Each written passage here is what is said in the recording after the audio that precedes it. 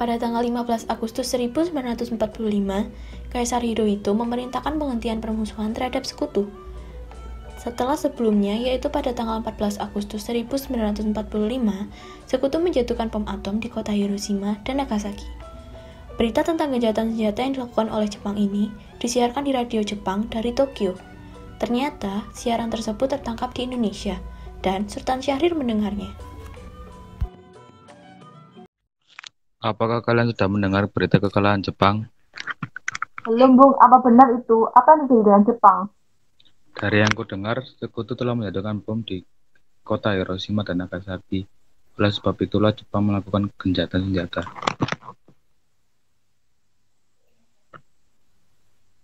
Kalau begitu, berarti kita harus segera memproklamasikan kemerdekaan. Tepat sekali. Kalau begitu, kita sudah ditugas. Ritana dan Kairul, kalian pergi ke kediaman Soekarno. Saya dan Bung Darwis akan memerintahkan anggota muda lainnya untuk merebut kekuasaan Jepang.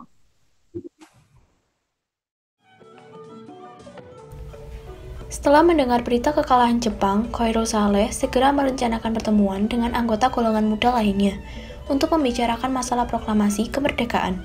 Pertemuan ini dilangsungkan di Jalan Pegangsaan Timur nomor 17, Jakarta, pukul 20 waktu Indonesia Barat. Sudahkah kalian mendengar berita tentang kekalahan Jepang? Belum, kawan. Dari mana kau mendengar itu? Barusan, saya dan Soekarno berkumpul dengan Syahrir. Ia mendengar siaran radio Jepang yang mengumumkan berita tentang gencatan senjata itu. Berarti negara kita sekarang dalam kondisi vacuum of power. Benar. Demikian saya mengumpulkan kalian semua di sini untuk membicarakan masalah itu. Kita harus memanfaatkan situasi ini untuk memproklamasikan kemerdekaan. Tepat sekali. Kalau begitu, kita sudah ditugas. Ritana dan Khairul, kalian pergi ke kediaman Soekarno, sementara saya dan Bung Darwis akan memerintahkan anggota pemuda lainnya untuk menyerang sekutu Jepang. Kediaman Soekarno, Jalan Pegangsaan Timur nomor 56, Jakarta, pukul 22 waktu Indonesia Barat. Terjadi perdebatan serius antara golongan muda dengan Soekarno.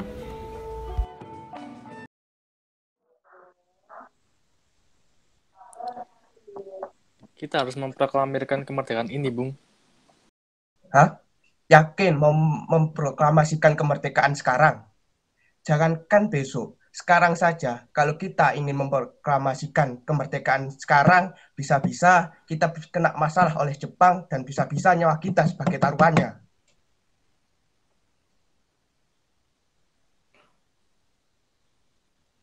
Tapi ini saya yang tepat, Bung. Jepang sudah kalah oleh sekutu dan tak ada kuasa lagi di negeri ini. Mengapa harus menunggu? Rakyat sudah banyak menderita akibat penjajahan ini.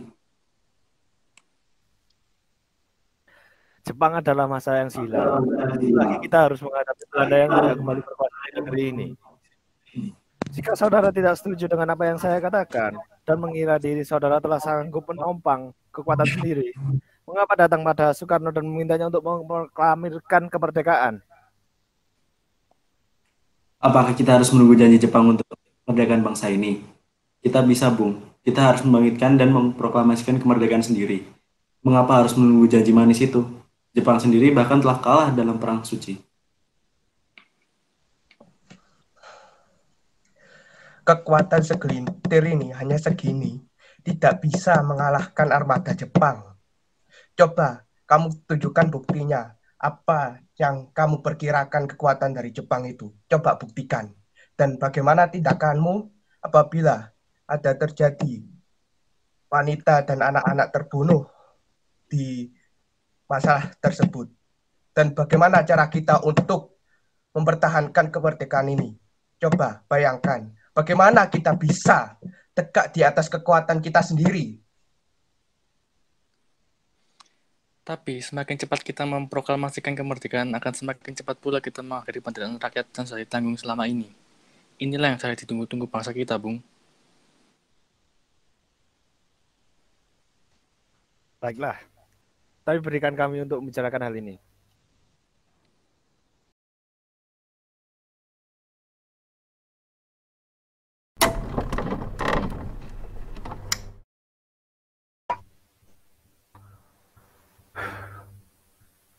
Lalu bagaimana?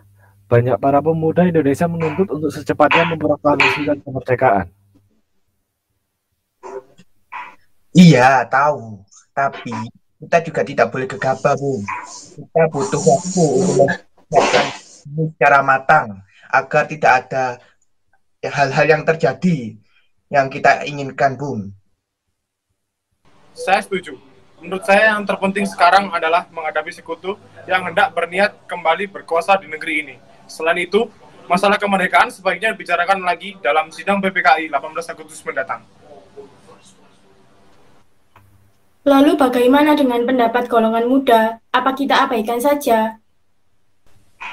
Ya, lagi pula mereka juga masih muda. Pemikiran mereka masih terlalu pendek. Kita harus terus melihat ke depan, mempersiapkan segalanya dengan mata. Kalau tidak, bagaimana nanti jika segalanya berantakan? Baiklah, Bung. Berarti kita semua sudah sepakat. Setelah selesai berunding, para golongan tua segera menemui para anggota golongan muda yang menunggu di luar ruangan. Setelah kami berbicara tadi, kami memutuskan untuk tidak cepat-cepat mengenai hal proklamasi kemerdekaan ini. Hal ini akan dipertimbangkan secara matang-matang dan dibicarakan lagi di sidang PPKI nanti.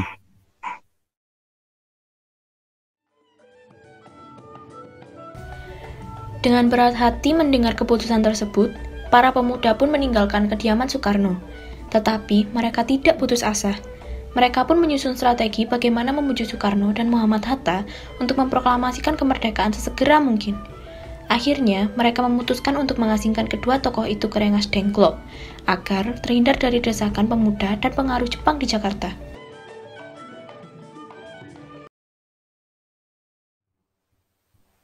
Assalamualaikum. Waalaikumsalam. Ada apa pagi-pagi seperti ini? Kami bermaksud membawa Anda dan Soekarno untuk ikut kami menuju pengasingan. Bukan pengasingan? Apa yang kalian maksudkan? Ya, kami akan membawa kalian untuk diasingkan agar terhindar dari ancaman berontak antara rakyat dan Jepang. Baiklah, santai-santai. Kami berdoa akan ikut. Sebaiknya Ibu Fatmawati dan anak-anak Anda turut serta, Bung, untuk menjamin keselamatan mereka. Oke, saya akan mengajak mereka nanti. Hilangnya Soekarno dan Muhammad Hatta secara misterius pagi itu menimbulkan kepanikan di kalangan para pemimpin di Jakarta. Peristiwa ini baru diketahui oleh Ahmad Subarjo pukul 8 pagi. Apakah saudara tahu keberadaan Soekarno dan Bung Hatta? Maaf, saya tidak tahu, Bung.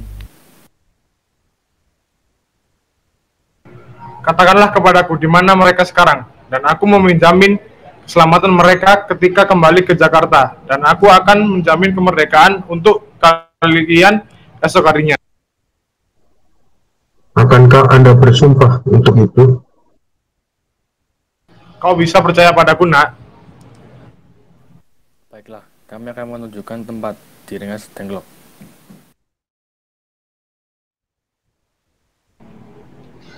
Hei, nak, tolong antar kami ke Rengas Dengklok. Maaf, saya Pak. Baik kalau begitu, naiklah.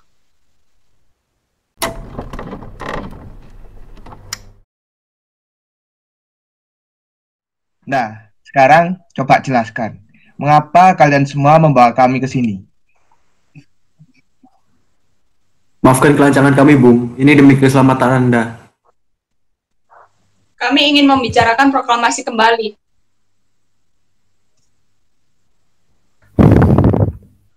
Bukannya kemarin-kemarinnya sudah kami katakan kepada kalian semua bahwa masalah kemerdekaan masih akan dibicarakan lagi dalam sidang PPKI nanti. Kenapa kalian memaksa, tergesa-gesa? Memang benar adanya, tapi kami sudah berpendapat mengapa menunggu untuk dikemerdekaan oleh Jepang, mengapa menunggu hasil sidang PPKI. Kalau kita bisa bergerak kecepatan sendiri, PPKI bentuk Jepang, Bung. Kami ini memproklamasikan kemerdekaan tanpa campur tangan dari Jepang.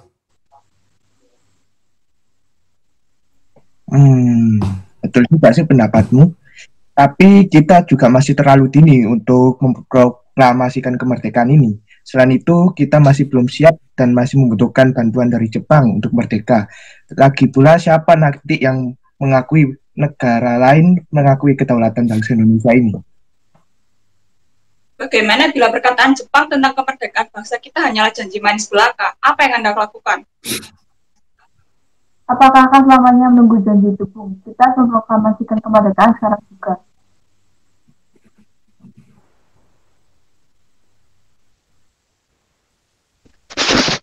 Tenang saudara sekalian, tenang. Mari bicarakan semuanya dengan kepala dingin. Tidak perlu adanya ketegangan. Oke?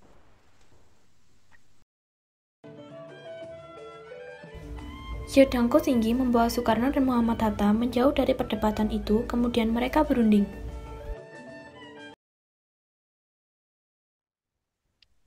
Saya mengerti perhitungan Anda berdua mengenai masalah proklamasi ini. Kita memang belum mempertimbangkan semuanya dengan matang. Tapi saya percaya kita dapat bangkit dan memanfaatkan situasi ini. Kesempatan tidak akan datang 2 kali loh, Bung. Apa yang mereka katakan benar adanya, dan saya mendukung mereka.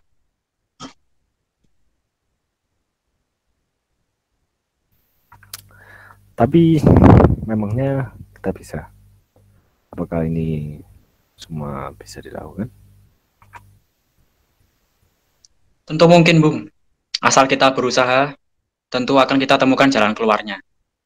Lagi pula, para pemuda di Jakarta sedang menyusun strategi pertahanan untuk mencegah serangan dari Jepang ataupun sekutu yang tidak menerima proklamasi bangsa kita.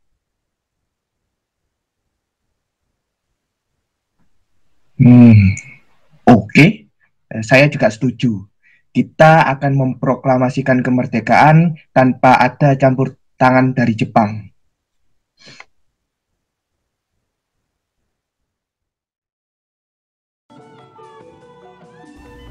Pada pukul 17.30 waktu Indonesia Barat, rombongan dari Jakarta tiba di Rengas Dengklok untuk menjemput Soekarno dan Muhammad Hatta.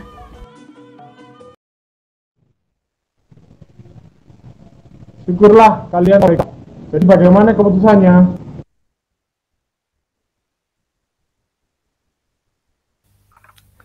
Baiklah, kami setuju kemerdekaan Indonesia akan dilaksanakan tanpa adanya campur tangan dari Jepang. Lalu, kapan kita mulai melaksanakannya? Menurut saya, bagaimana jika besok pasukan pemuda di Jakarta sudah bersiap? Jika memungkinkan, kita bisa melaksanakannya besok pagi.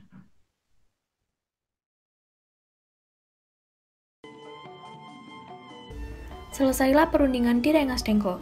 Semua anggota golongan muda maupun tua kembali ke Jakarta untuk membahas lanjut rencana proklamasi kemerdekaan tanggal 17 Agustus 1945.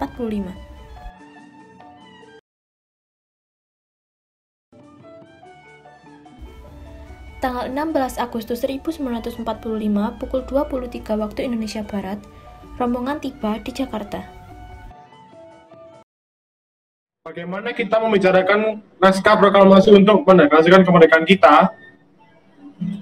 Kita butuh tempat untuk membahasnya, Bung. Tapi hari sudah mulai malam dan pihak Jepang tak mungkin mengizinkan kita untuk melakukan kegiatan sekarang. Apalagi jika mereka tahu bahwa kita hendak membicarakan tentang proklamasi. Saya punya ide. Kita akan meminjam rumah perwira Jepang bersama namanya.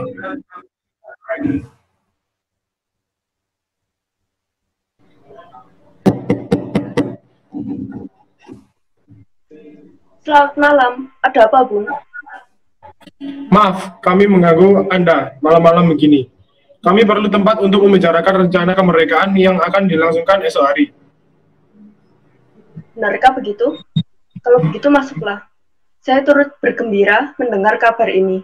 Silakan gunakan ruangan yang kalian butuhkan. Saya akan pergi istirahat dulu. Terima kasih, Pak Perwira.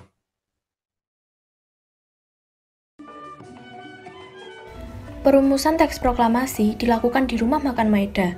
3 eksponen pemuda, yaitu Soekarni, Sudiro, dan Baharudin Muhammadiyah, menyaksikan Soekarno, Muhammad Hatta, dan Ahmad Subarjo membahas perumusan naskah proklamasi. Acara perumusan naskah proklamasi berjalan lancar. Tidak ditemukan kesulitan untuk menemukan rumusan yang tepat. Sebagai hasil pembicaraan mereka bertiga, diperolehlah rumusan yang ditulis tangan oleh Soekarno. Pada tanggal 17 Agustus 1945 pukul 4 waktu Indonesia Barat, dibacakanlah rumusan naskah proklamasi untuk yang pertama kalinya di depan para hadirin yang berada di Rumah Maida yang langsung disetujui. Namun kemudian timbullah persoalan tentang siapa saja yang akan menandatangani naskah proklamasi. Menurut saya, sebaiknya naskah ini jangan ditandatangani oleh PPKI. Memang kenapa? Lantas siapa yang akan menandatanganinya? PPKI kan lembaga bentukan Jepang. Kita sudah sepakat tadi untuk tidak melaksanakan proklamasi tanpa campur tangan Jepang.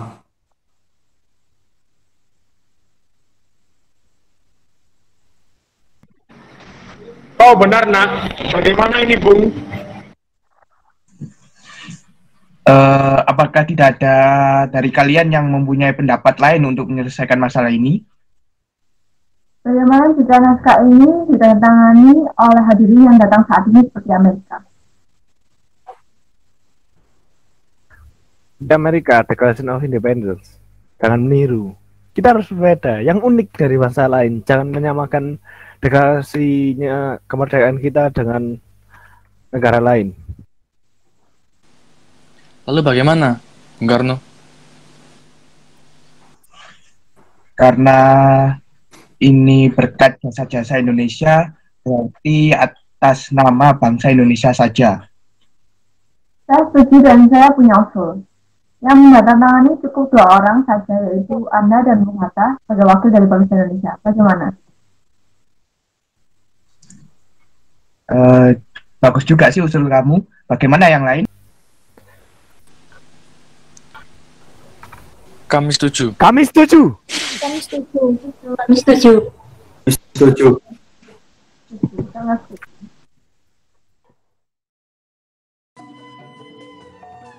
Setelah semuanya setuju, Soekarno memerintahkan Sayuti Melik untuk mengetik teks proklamasi. Tolong Sayuti Melik, kamu ketikkan teks proklamasi ini, baik-baik teks proklamasi ini. Baik, Bung.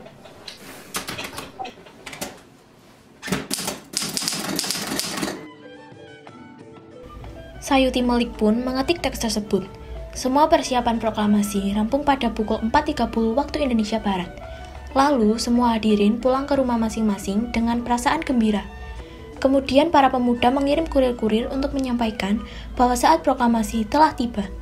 Mereka juga mengatur pelaksanaan penyiaran berita proklamasi kemerdekaan, menyebarkan beberapa pamflet ke penjuru Jakarta dan sekitarnya.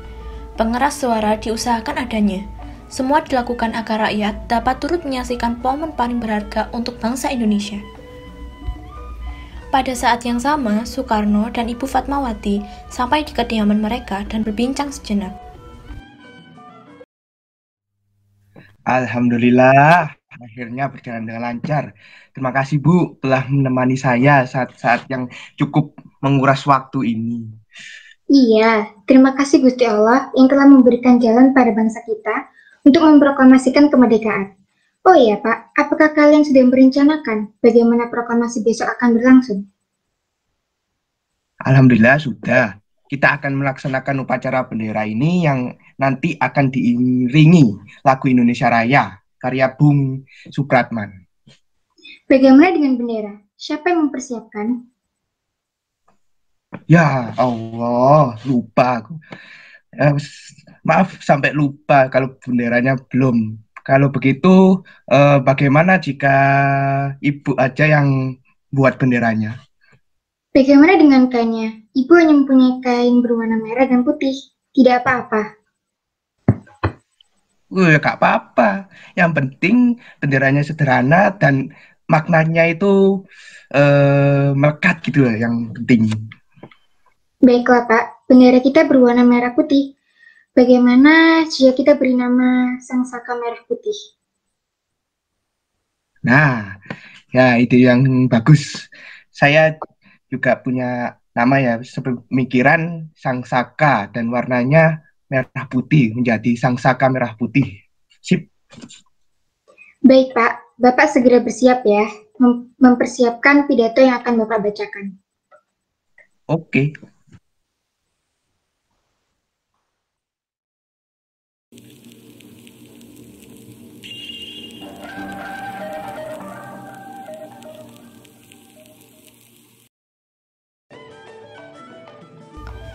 Hari Jumat, pada tanggal 17 Agustus 1945, pukul 10 waktu Indonesia Barat, di Jalan Pegangsaan Timur nomor 56, dilangsungkan proklamasi kemerdekaan Indonesia. Sesaat sebelum upacara dimulai. Trimurti, tolong kamu kibarkan bendera merah putih ini sebagai lambang tanda kejayaan bangsa Indonesia ini. Siap, Bung. Saya akan menyuruh anak didik saya untuk mengibarkannya.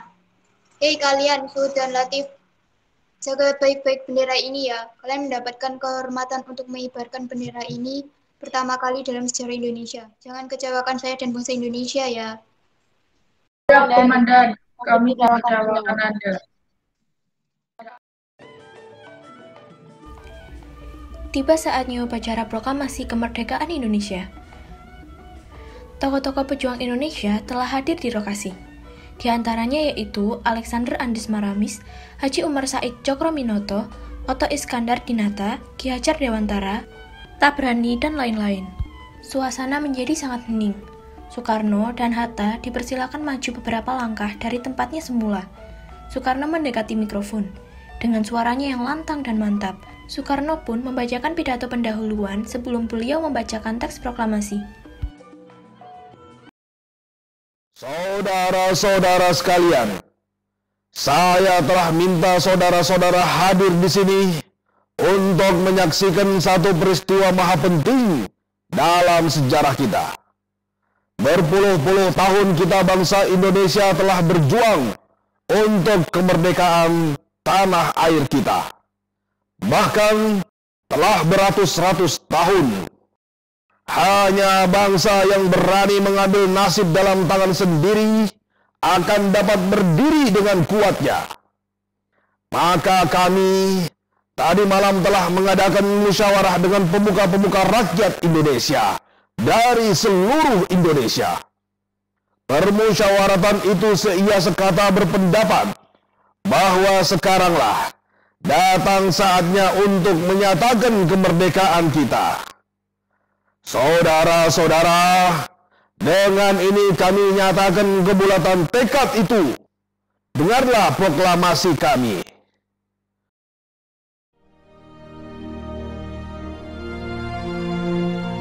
Proklamasi.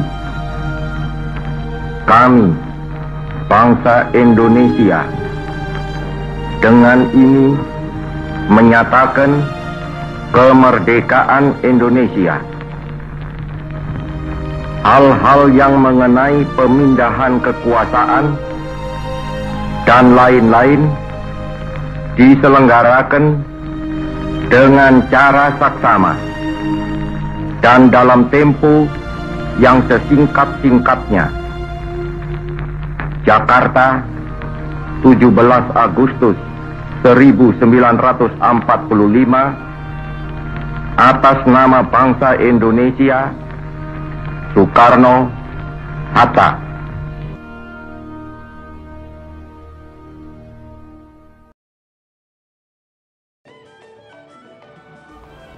Kemudian, dikibarkanlah bendera sang saka merah putih diiringi lagu Indonesia Raya.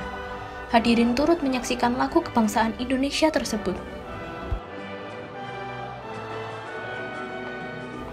Peristiwa proklamasi ini memang hanya berlangsung sebentar.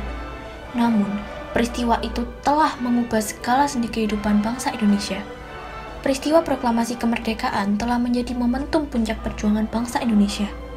Oleh karena itu, kita sebagai generasi penerus bangsa harus berprestasi dalam rangka mengisi kemerdekaan tersebut, bukan malah menodainya. Kita harus bisa membalas budi para pejuang tanah air zaman dahulu dengan cara mempertahankan kemerdekaan ini.